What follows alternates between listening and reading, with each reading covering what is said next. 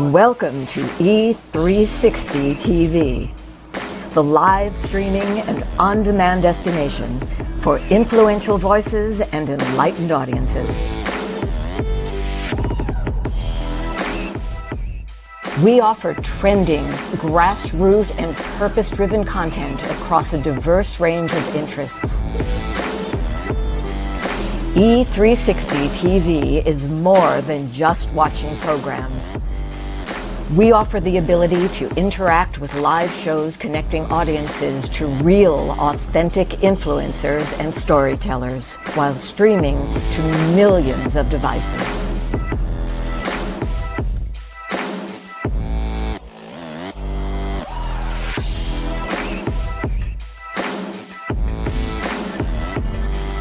Real experiences. Raw conversations. One destination for it all. E360 TV. Hi everybody, it's Dr. Lauren. Listen, some of you have heard me, maybe some of you have not, but I say it all the time and I mean it. I absolutely love myself some trauma. That's right. You know why I can say that and mean it? Because of this. When you understand that the value of your trauma is set by the price you paid when you were inside of that very trauma, you begin to see how all things certainly do work in your favor. Remember, it is like a surfboard. Ride it all the way to the beach and beyond. Trauma, it is triumph hiding in plain sight. Something to think about. Take that with you. Take it with you. And remember, there is value. You set the price when you paid the price. Have a divine day. See you soon.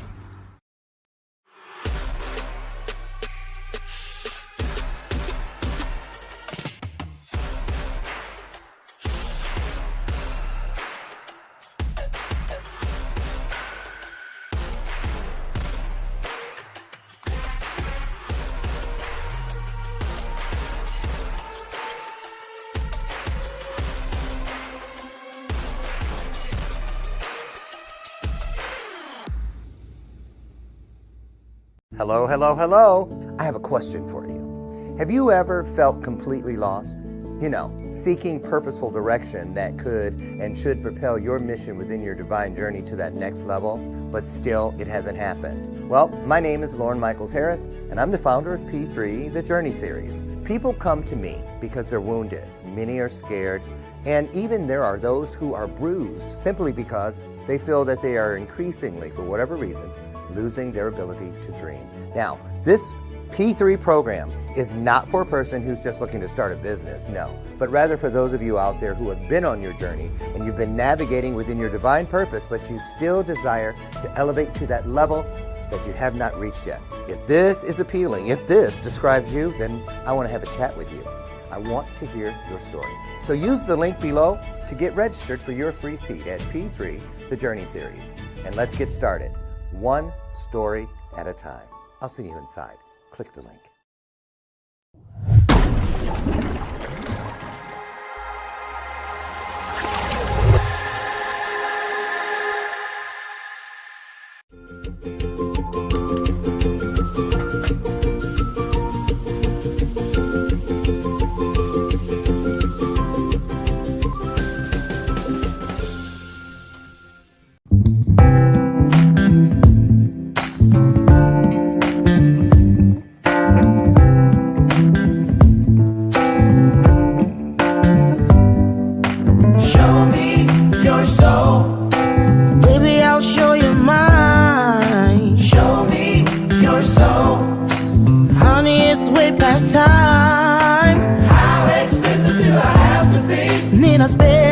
Before you get it, baby, show me your soul.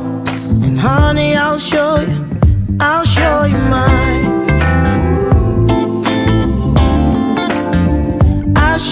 mine.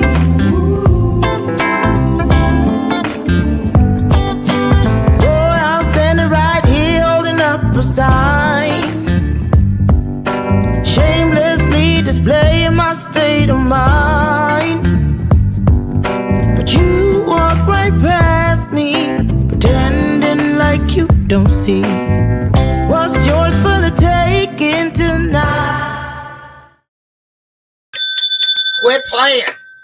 Y'all better quit playing with me and wake that ass up. Yep, I said it. It's in the Bible. I got so many whoopings for doing that when I was little. Saying it because you're an ass. And Mom said, what you say? It's in the Bible. So is your ass. I am feeling good today. I'm gonna tell you what. Wake up. I don't want you to miss a word from today's guest. Especially you girls, you females, you women. I say girls because girls are little women, right? Right. My guest today, I just want to put this out there so you have time to, while I'm doing the monologue and stuff, to reach out and get some people in here. Cheryl A. Pullins is here today. We're going to play Guess the Middle Name game. I love it when they said they ready-made content. Come in here if you want to. I'm waiting for the day one of you come in here with 2 middle names. We'll give away some great stuff. Listen, I've got let's go for a gift card. We're going to go for a gift card today. For who can guess Cheryl A. Pullins. Okay, A. Wait a minute, because I always take my guess for. I'm going country. Anime. Cheryl Anime. I'm just playing, but that would have been funny, Cheryl. Can you imagine? I could just see her when she like 5. May I speak with who gave me the middle names? Which one? Can I see you in my office? Right, because she's a boss lady, right? And how do I know this? Because she activates the icon within women, probably a few men too, truth be told. So she's here. But before we get Cheryl in here, start writing down your guesses. I got something I got a gift card for whoever gets it right. Okay. So number one, if you are anywhere near the Boston, Massachusetts area around the 1st of March, I want to see you. I'd love to grab some coffee or just say hello, get a hug out on the street, whatever, or spend the day together. And if you want to spend the day together, you need to head over and get your tickets or find out what's required to get in this. It's PitCon. Now, these are all chemists. 6,000 chemists at the Boston Convention and Exhibition Center. And I'll be keynoting, presenting, believe it or not, the ripple effect. Science meets woo-woo. It's happening, y'all. They waking up. Yep. And I guess, I need somebody there that I can relate to because I have a feeling I'll be sitting trying to get into conversations and they'll be like, and the molecular da-da-da-da. I'll be like, Dr. Laura, how you feel about the equation of the bilateral pi equals 2.14? I remember that. Is it 3.14? Leave me out of it. I'm just saying now, because, anything with more than 5 syllables ain't for your boy. Public school. Anyway, I'm just playing. But anyway, I want to see you there. That would be great. I want to remind you, tonight at 7 p.m., part 2 of a 4-part webinar series, because this is the year Jubilee, y'all. I want to see abundance for all of us. When one of us wins, we all win. Now, tonight at 7 o'clock is week 2, where the entire free. There you go. You looked up when I said that? I saw you. That's fine. That's why it's free. Value-based, build momentum, overcoming barriers, and how to spark consistent growth. Flow, blessing, increase, abundance. It's all like living water. We're 80% water. The world's. How many examples and clues do we need? God knew what he was doing. Anyway, you're not going to get there standing still or sitting on your behind. We're going to talk about consistent growth. No more of this ... Morse code existence. Tearing up all those contracts, those, what do you call those? Shared custody agreements. You don't pick your purpose up on weekends and holidays. You in it every day, all day. And that's the way it should be, because that's the only way you can count it all joy and you can feel the fullness of what God has for you. Can I get an amen? All right, y'all. So get in there. And if you can't, go to my page. It's pinned. Get it to somebody else. It's free. It doesn't cost you anything. And God, everything that is working with us is watching us. We manifest in the manner in which we bless. Seriously. So get out of your own way. Now, today I want to show you what I mean. And then Cheryl is on the way. I can hear her. She got some stuff. She's itching to get in here. You know that this is the one day I get a little upset every week. Lands on Wednesdays when I got this one. My breakfast is nuts, cucumbers, vegetables, and some fruit. It just don't seem like it should go together.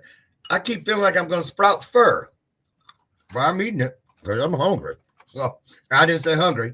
I said hungry. Went country on you again. Listen, you guys, Cheryl Pullins. Self-belief. When you go to her website, first 2 words, self-belief, powerful. She has a 7-day email inbox challenge. I ain't never heard one of them. She is known as the icon activator, and she says it loud and proudly. I believe women who coach. So she believes that you all should be helping each other. This is good, actually. Listen, can you put some hearts on the screen for me? Another thing that's free. It's our virtual way of welcoming our guests. Get ready. Get your pens ready. Get your questions ready. Get inside this conversation. Cheryl Pullins is coming down the hallway.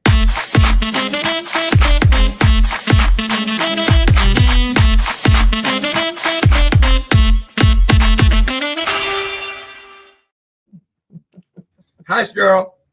Good morning, Dr. Lauren. How are you? Look good. Where you been? You just coming in? You just getting home?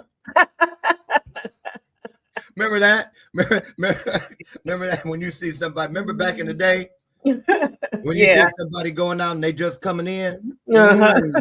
So how you been? I've been great.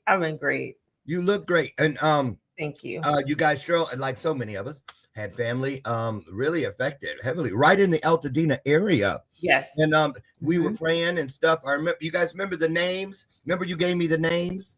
Did you give me some names? No, that wasn't you. Somebody else gave me 3 names. No.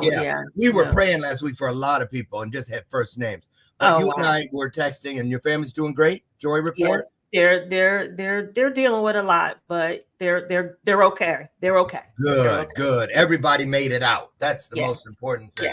So glad to hear that. Now, Cheryl, I'm going to dip out for anywhere up to 60 seconds and let you just pour into the audience what's on your spirit today. A little bit about who you are, that, I just touched on the little things. And then I'll come back and we'll use some of that to start the momentum of the conversation. Sound okay? Yeah, sounds good to me. All right. I'll be back. Take it away. Okay, awesome. Well, good. Hello. I'm Cheryl Pullins, the Icon Activator. Cheryl A. Pullins, and we'll get back to that, the Icon Activator. And I'm all about helping midlife women, multi-gifted women in particular, midlife women who want more abundance, more freedom, and more impact in their second act. And my goal, my ambition is to help them build a powerful, iconic personal brand, but it's really about them reclaiming their voice. It's really about them being able to stand in the power of who they've been called to be in the world and still be themselves. So that's really just about me in the nutshell. Nicely done. Oh yeah, Cheryl, I should tell you. Are you familiar with the Bell of Purpose? That's the Bell of Purpose over there. I ring it when some truth is out there. So I love what you said. Let's just get to it. I love what you said for who they really are, showing up for who we really are. Why do you think that is such a shapeshifter in so many people's journeys, where they keep trying to be something else until eventually you run? You're like, okay, stop. I'll just be me. Why do we do it, Cheryl, in your opinion?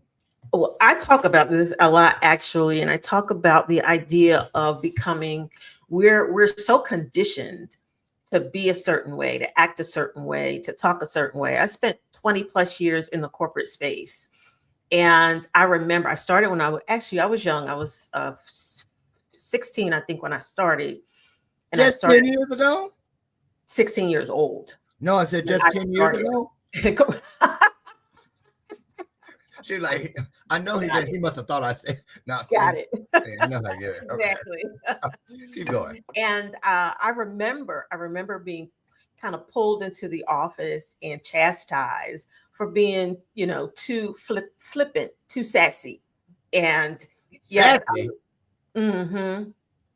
Yeah. So wait. So what I can just imagine your face, and I can also hear what in your head.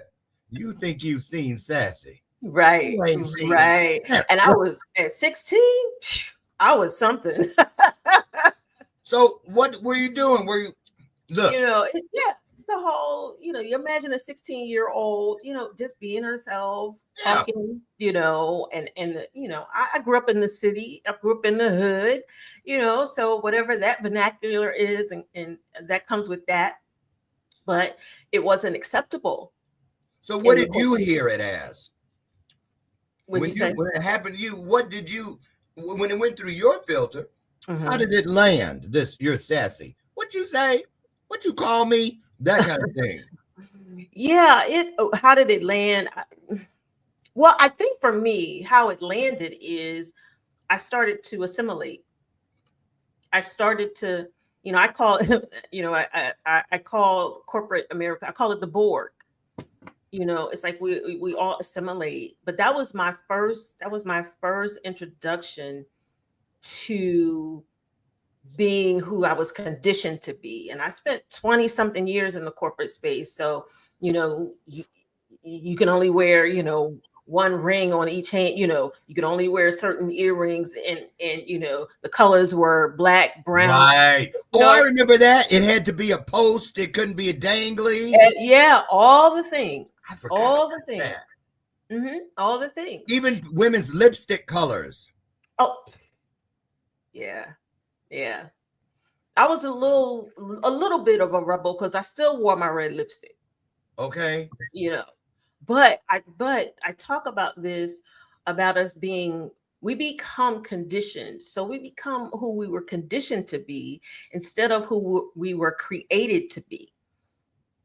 And the more we go into these environments, the more conditioning happens. What you can't say, what you can't do, how you can't be. And it becomes a part of us. And we just lean more and more into that, which means we're leaving who we were actually created to be in the world. And those are the most authentic parts of who we are. Guess what I just got? I just got a download for you. I think it's a keynote title. I guarantee you ain't never heard it put to you like this. Are you ready for this one? Y'all get ready for this one. and now listen. Now really ask yourself this. Answer this question when you hear it. Cheryl, you ready for this? Mm-hmm. They say you're going to be an expert on this before it's all said and done. How to identify if you are working in a narcissistic work environment. Oh. See how your face did it? I told you. A narcissistic work environment, because narcissists groom their victims. And that happens in corporate all the time. Ooh, a narcissistic work environment. Girl. Ooh, that's good. Write it down. It's yours. Ooh. I said I had a download for you. I heard it. Give it this. So now that you've heard that, what's coming up in your mind? What's coming up in my mind is I was thoroughly trained in narcissism. See? I was well groomed and trained in that from my years of being married to a pastor.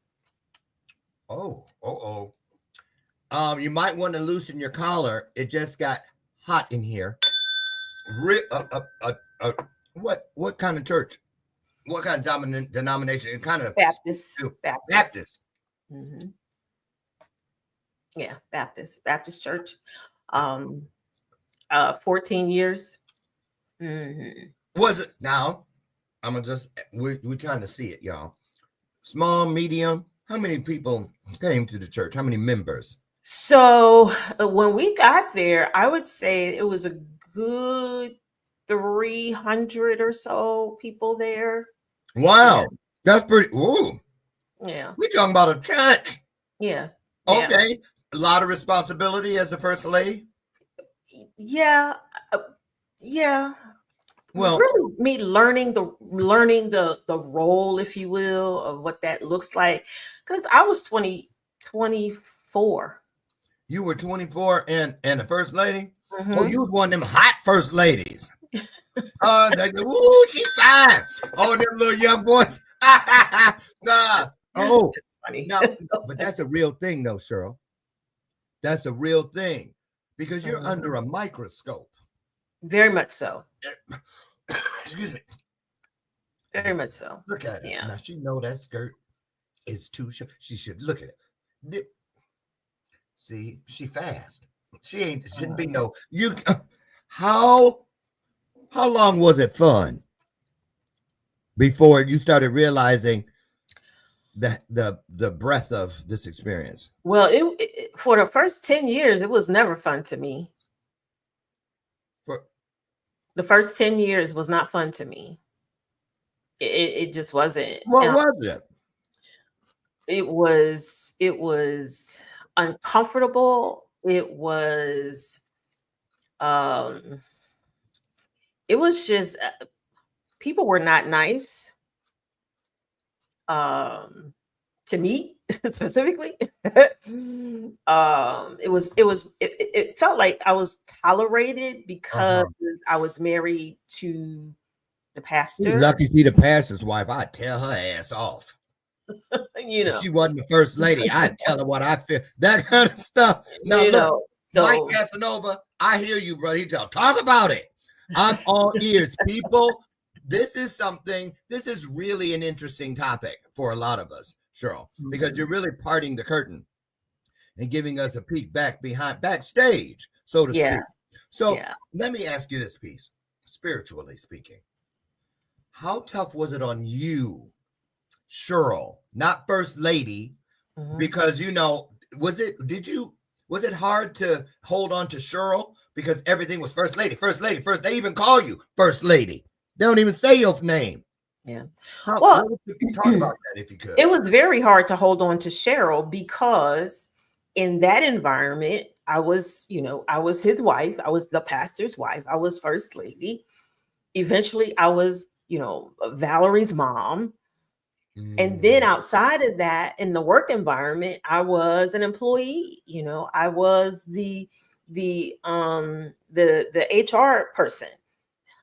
So Cheryl got very, very lost in there. And by the time we divorced and we were done, Cheryl was non-existent. all but a flicker of her original flame. All but a flicker. I mean, it was really, I had a very tough time because my identity of who I was, who I believed myself to be, was entrenched in these roles as first lady, as mother, as HR professional, as everything outside myself. I was entrenched in all of that. So when those things started to fall apart, I fell apart. How hard or difficult or challenging, take your pick, is it, Cheryl, in your opinion, to cradle, I'm trying to speak what I'm seeing, to cradle your relationship with your higher power while being swimming underwater in that pool known as the church, as the first lady. You see what I mean? How did you come up for air? How did you maintain your joy? Your, father, it's me and you, I'm your daughter, daddy, this kind of thing, that intimacy. How did you not get the lines all skewed? Being angry at God is what I'm getting at. Well, eventually I was angry at God. That's what I hear happens. Yeah. Eventually, I was mad at the church at large. I was angry with God from the standpoint of like, why am I having to go through and deal with all of this? What in the world is happening? So I did. I had a moment where I was very angry. It lasted about 2 years. What about this? The husband, in your case, the husband, the head of the church, leader of the flock. How did you deal with knowing two different people? The one he stepped out there at him, they only knew and then the one you knew who he. How did you not tell people, girl? I didn't tell anybody. I know how. I didn't tell. I held Dr. Lauren, I can't even tell you. I can't tell you how. Was it out of fear because of him? Because narcissists can be scary. No, he wasn't scary. Okay. Because He wasn't. charismatic. Yeah, very, very. They're usually one or the other. Yes, very charismatic. But I think it was for me, it was about I had this sense of protection that I felt like I had to protect the pride, if you will. I couldn't be the one that could be out there telling people or telling somebody, or like I didn't tell his family, his sisters, his mother, nobody. I carried it all. Well, when you become a first lady, there's not a handbook or something, is there? Like tips on being a first lady. Maybe there needs to be. There needs to be. What? So, okay. It sounds like you were being bullied on both sides. And there you were getting chewed up in the middle. But then you became a mom. Mm-hmm. Now, usually, some kind of, let me get this sleep out of my eyes and stretch it out. Women start changing when their children come into the picture. Did anything change for you? Did you start finding your voice, you think, when your child came? I think little by little, I started finding my voice, after my first daughter came, and probably close to by the time my second daughter came, I found even more of my voice. And I was more about, what I'm not going to do is, Mm-hmm. Yeah. And eventually by the time my youngest daughter was here, I was just about over it. I was just about over it, So by the time she was 6, I think she was 6. Yeah. That's when I started speaking up loudly. And, we started. Cheryl, when you realized you had lost Cheryl, that Cheryl had laryngitis, let's say, in that moment of clarity, who did you blame for zipping her mouth shut, shutting her down? Did you blame yourself? Did you blame him? Did you blame everybody? Who did I blame? I took some responsibility for it. Yeah, I definitely did. I blamed him for some of it. I did. Because you started realizing he couldn't have done this without my permission. Exactly. I let him do this to me. Exactly. So it's my fault because look what you let happen. Yeah. That was the thought and the feeling I had, was you contributed to allowing that to happen. Mm-hmm, mm-hmm. And I believe to some degree, a lot of the contribution was that I kept my mouth shut. I'll just go there. Mm-hmm. I call that the taffy pull. Because when what's that mean? It means, remember how you said earlier, by the time this child came, I was done. I was just about done. Meaning the taffy done pulled so far, it's going to snap, right? Ain't no more pulling. But in the stretching period, how many times, if you really had to just guesstimate, Cheryl, how many times did you not listen to that inner voice that said, go, leave, stop this? How many times do you think something really spoke to you and you just said, or whatever it is we say to ourselves? No. Oh. More times than you can count? A good amount of times. What is that, Cheryl? You work with women now. So what do you think that is that keeps not just women, but all of us going back, staying, putting it off? We're really getting the same thing. It's like death on the installment plan. Yeah. Well, I can say for me, first, it really was, I loved my husband. So Yeah. first it was a genuine love that I had for him. So it was that. Then it became, okay, I'm not going to be out here and be embarrassed talking about, I'm getting divorced and I'm leaving. So there was some of that. Did you hear? Girl, did you hear? The first lady leaving him. Yeah. So there was that. Then it became, okay, I don't want the children to come from a broken home. Even though home was already broke. You were there together, but yeah, the windshield was cracked everywhere. It was still a mess. Then it became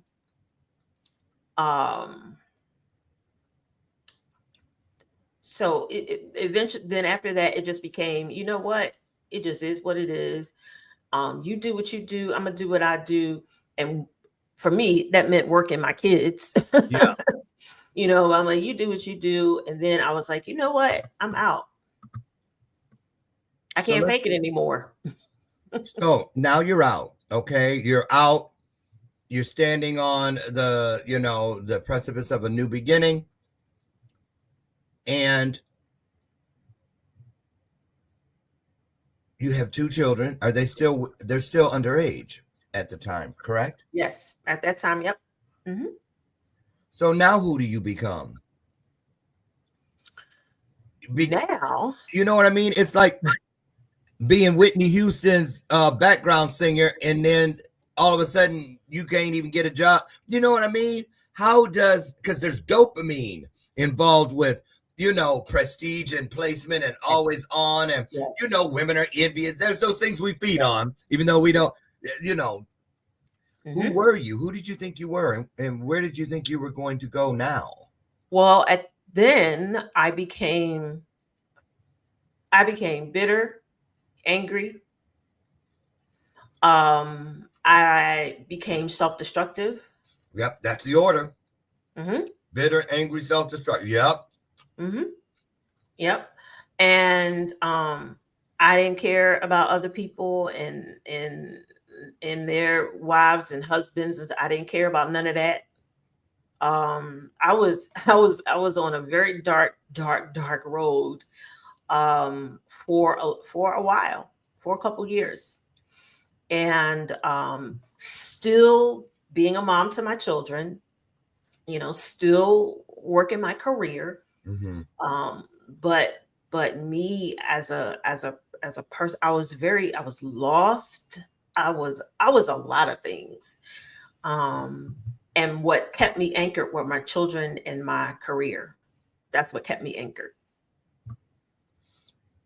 Where's your journey with your higher self and your higher power today? Because there are no mistakes.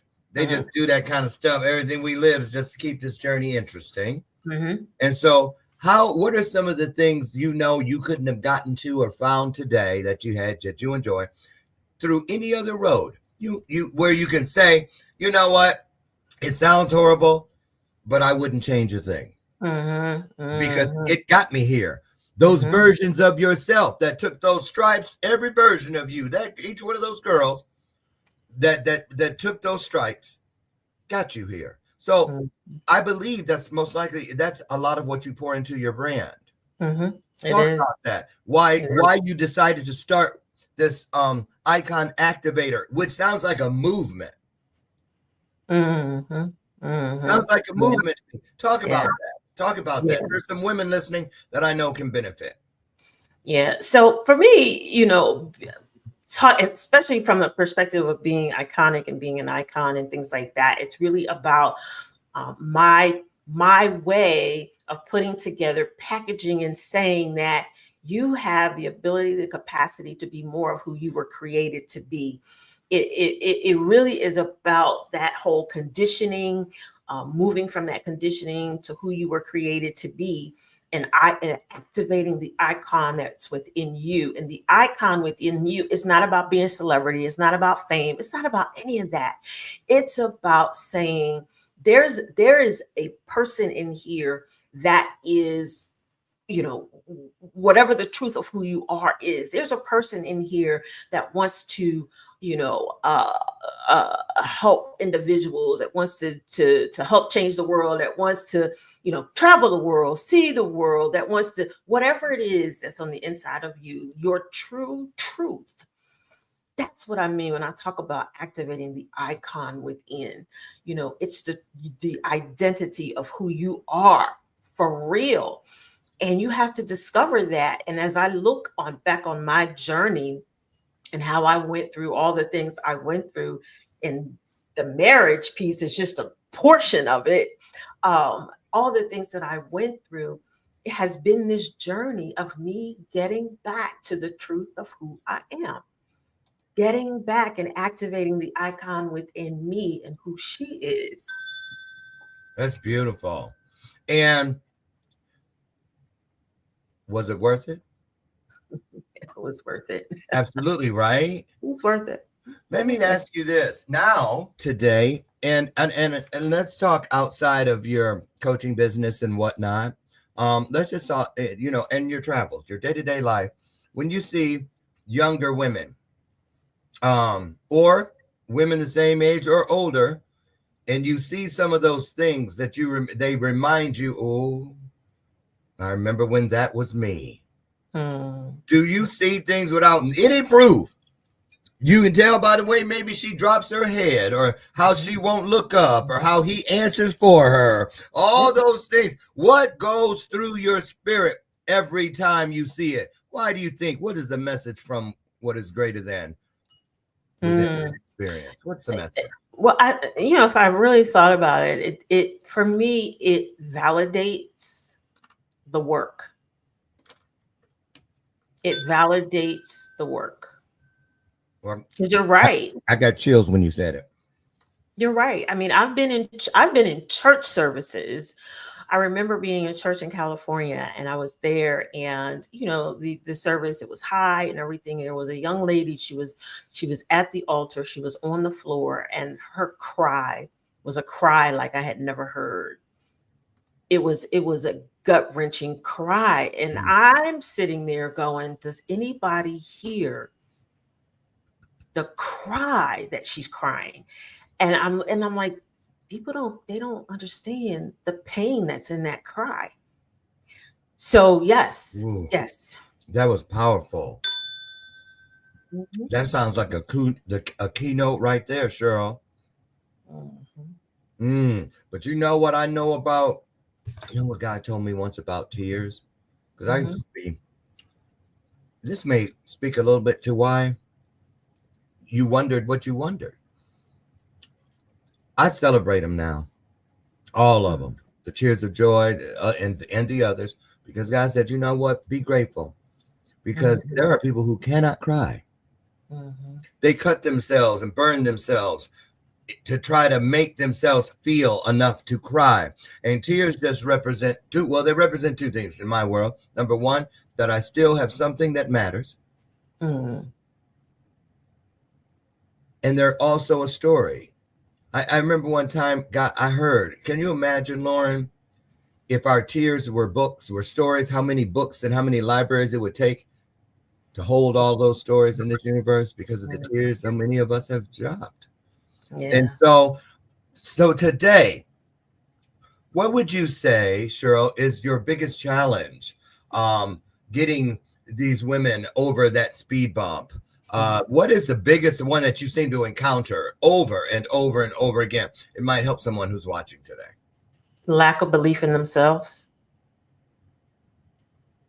Lack of belief. That's the result of, I know this is a loaded question, but some people self-sabotage to that point. Some people have been groomed, like you were saying yourself, your narcissistic experience, are groomed to that point. And there's probably a myriad of ways to get there. Yes. So what's the first thing you begin to do? Because that's a tough one.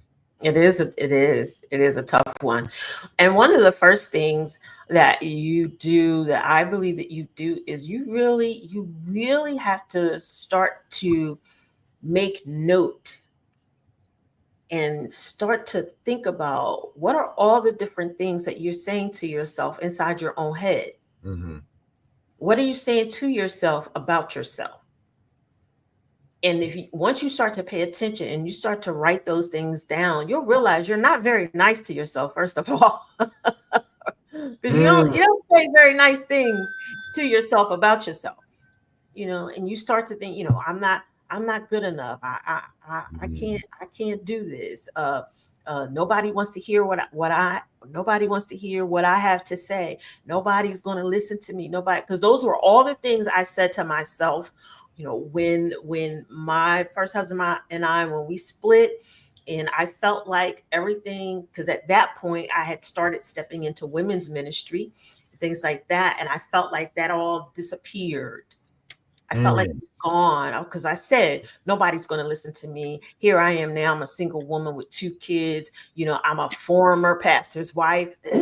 Fall from grace. Yes. Yes. Yes. That's a little secret message between us.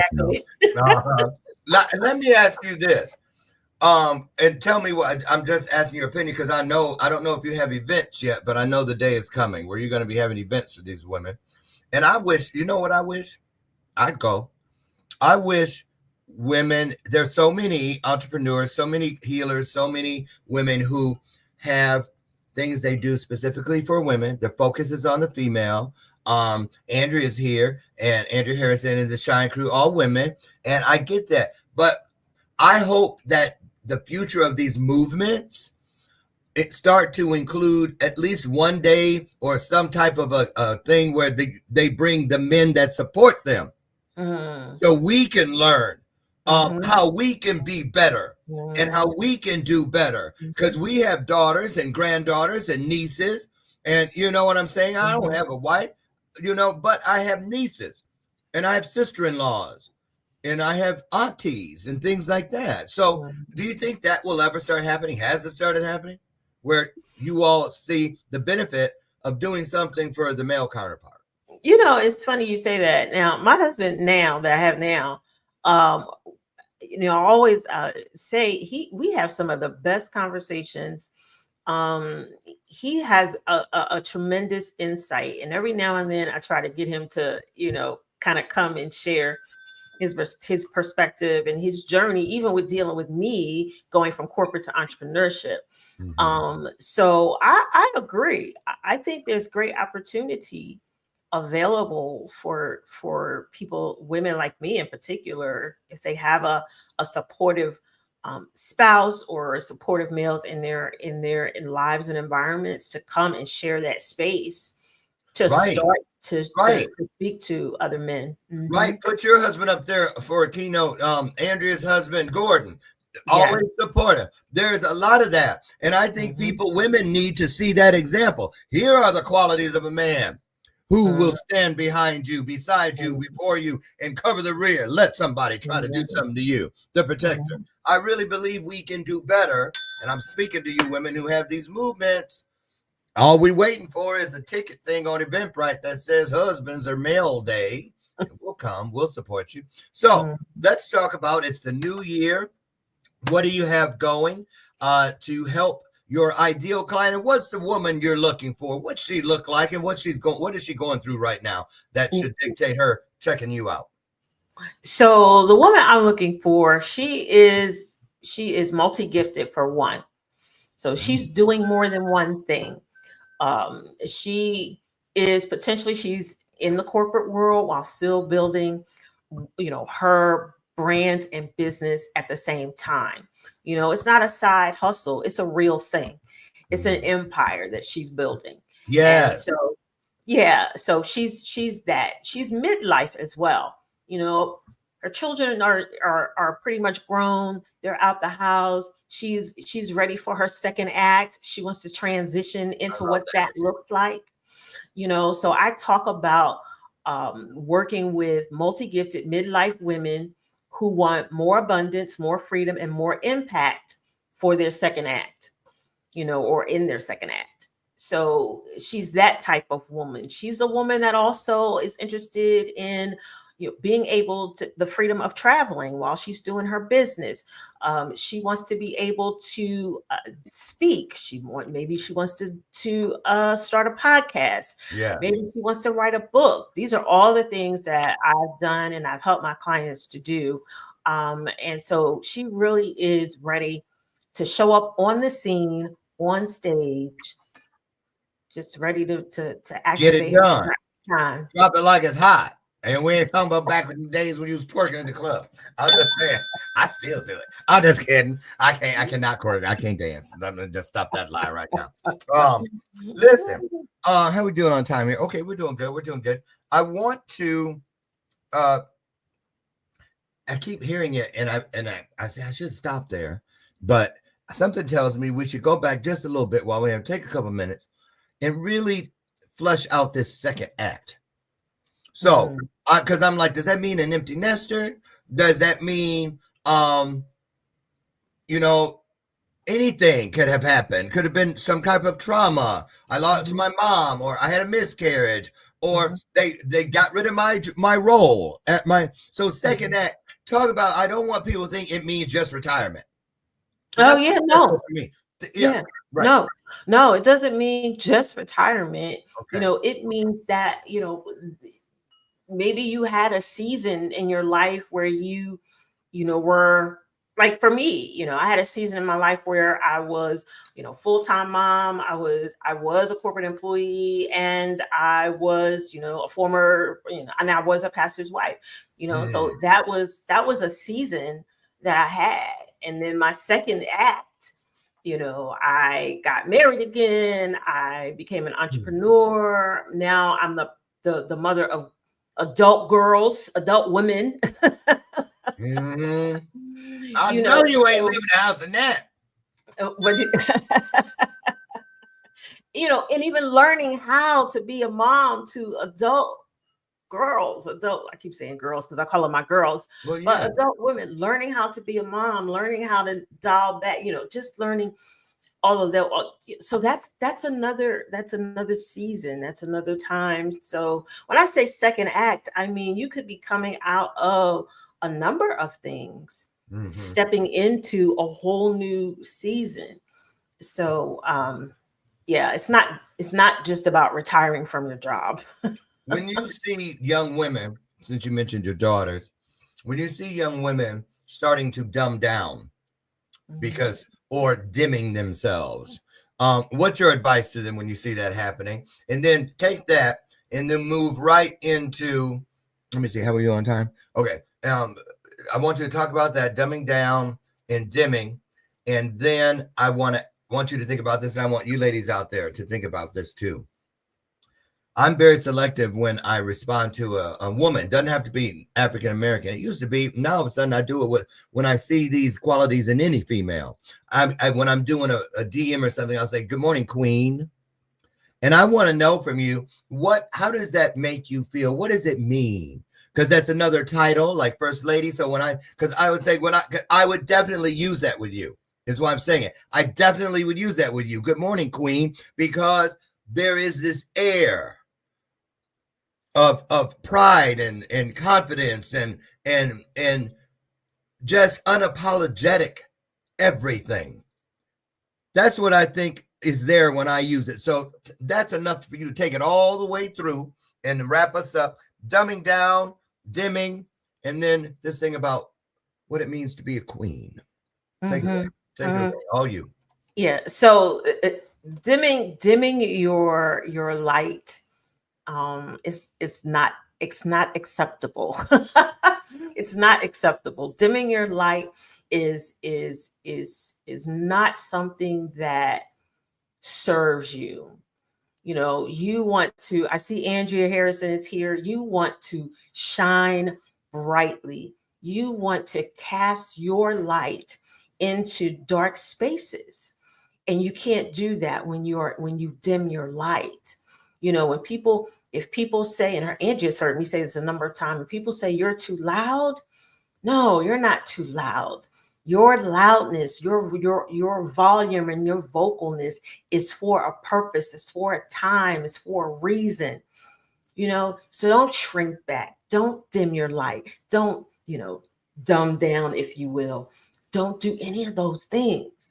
Stand tall, step in and become more of who you are. Stand your ground in that and be confident. Be confident that those things that have been placed on the inside of you that other people are uncomfortable with are the very things that would be used for you to move about and do your purpose in the world. Now, in terms of the idea of queen, this is kind of like a great little topic here from the standpoint of one of my friends. For years, she has called me iconic queen. She called me that. She has called me that for years. Every time she greets me, and I used to kind of ignore it, not from a like, oh girl, get out of here, but just it was like, hey, iconic queen. I was like, yeah, that. And then about a year or so ago, maybe a little bit longer, I said to her, I said, you've been calling me this for years, and I finally understand why. I finally understand and embrace the idea of stepping in to who I was created to be and how I show up in the world. So it's an honor for me when someone says queen. It's an honor for me when I'm addressed as queen because it makes me straighten up my back. It makes me readjust my crown. It makes me go, yeah, queen, that's me. And I want you, when you think of yourself and you see yourself in the mirror, I want you to be the first person to call yourself queen. Hey, queen. Okay. So now that you said that, thank you. And I already knew it was coming. That's why I put it out there. Thank you for that. That was a beautiful blessing. We're probably going to make a reel out of that. I'm going to tell you right now. Okay. There was an anointing in there. And last thing, Jerry Springer moment. Jerry Springer. This is your Jerry Springer moment. That first lady who's out there right now, whether she can hear your voice right now or not, speak this into her world. When she is questioning everything about herself, you know what I'm talking about. Go ahead and just speak to her, pour into her, and we'll leave on that note. Oh, wow. First, I know the challenge of being a first lady. I know that challenge firsthand. And what I say to you is be confident in who you are aside from your husband. Be confident in who you are as a woman with purpose. Understand that while you are there, yes, to support him and the vision he's given him, God's given you one too for your life, for yourself as a helper and a support to him. But it does not identify in total who you are and who you've been called to be in the world. I know that's right. I think every lady is a first lady, because you're the first one to yourself. That's right. That's right. And the people we serve are the church. You know what I'm saying? Exactly right. So I think the benefit, and when you're going to write a book, Yes, we can't really talk too much about it yet, but it's coming, ain't it, Cheryl? It's coming. Yes, it is. It's coming. It really is. I just want to thank you, Cheryl. Underneath you right now, and all of you, you see Cheryl's website. It is ibelieve.womenwhocoach.com. Cheryl, when they head over there, what can they expect to find? So when they go over, they're going to have a space there that they can put their name and email, and it is a inbox. It's an email challenge. So usually tell them about that real quick. Usually challenges are, you got to show up inside, a group every day, whatever. Yeah. Well, I know my people, and some of them, they just want to be able to read and do things at their own pace. Right. So I figure I show up in your email, in your inbox for 7 days, helping you to elevate your self-belief. Easy peasy. Easy soft peasy. and breezy. Yes. Love it. Cheryl, man, our time flew by. It's been a wonderful day with you. Thank you for pouring into us, blessing us, anointing us. I'm serious. Thank you so much. Big things coming from Cheryl A. Pullins. Alice was one of the choices. I said anime. What is A? It's Anita. Oh, Cheryl Anita. Okay, that works. Cheryl Anita Pullins. You put it out there. We're bringing it in. Right. So thank you so much. All the best to you. Hang out for a second. I want to say goodbye properly backstage. And listen, you all get out of here. Go out and make a difference in the world today, won't you? Take everything from great to greater, bright to brighter, strong to stronger. My personal favorite, kind to kinder. It takes one E and one R. You don't need 26 letters. You only need 2.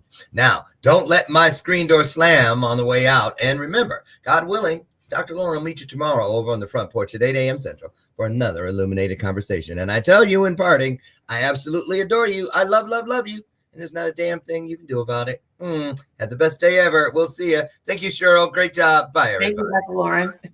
You're welcome.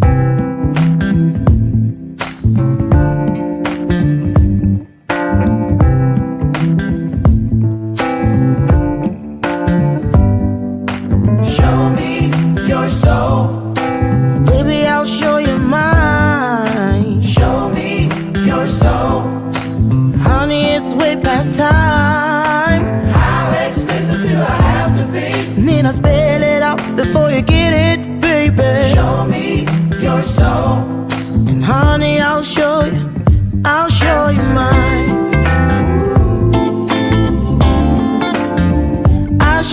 mine.